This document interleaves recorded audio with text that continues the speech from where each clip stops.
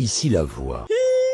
Romy est en finale. Romy est finaliste. Franchement, si t'as pas regardé la quotidienne d'aujourd'hui, t'as raté quelque chose. T'as raté quelque chose. Romy est en finale. Noah aussi. Mais Romy est en finale. On est tranquille. On est tranquille. Bon, on n'est pas trop tranquille parce qu'il y a quand même Ethan dans le sas cette semaine. Nous devons le sauver quand même. On doit le sauver encore cette semaine. Donc là, ça veut dire que Noah a réussi à élucider l'énigme de la voix pour trouver le secret de la maison. Et par la suite, il y a eu les votes comme toutes les semaines pour nommer les personnes qui vont aller dans le sas. Une fois de plus, Romy a échappé aux nominations. Oui, je sais pas si vous vous rendez compte de la dinguerie. Romy n'a jamais mis ses pieds dans le sas. Elle est forte, elle a réussi vraiment l'incroyable. Par contre, le jeu de Ahmed et Noah, ça m'a saoulé un peu. Parce que chacun s'est battu pour trouver la réponse à l'énigme. Ahmed et Noah, ils n'arrêtaient pas à s'envoyer chacun à son tour dans le musée de la transparence pour trouver le secret de la maison. Alors que les trois autres étaient là à chercher à se tracasser le cerveau pour trouver la réponse. Et vous vous envoyez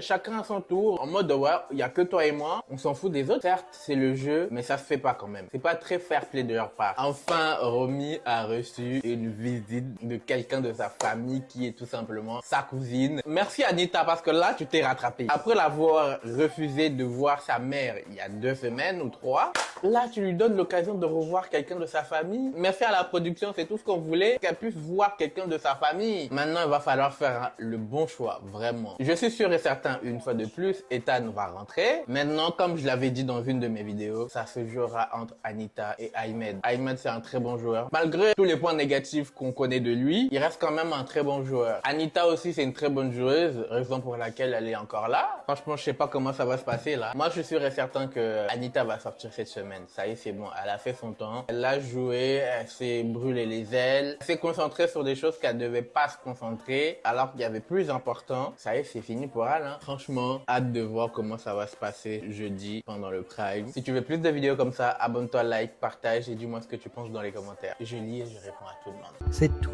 pour le moment.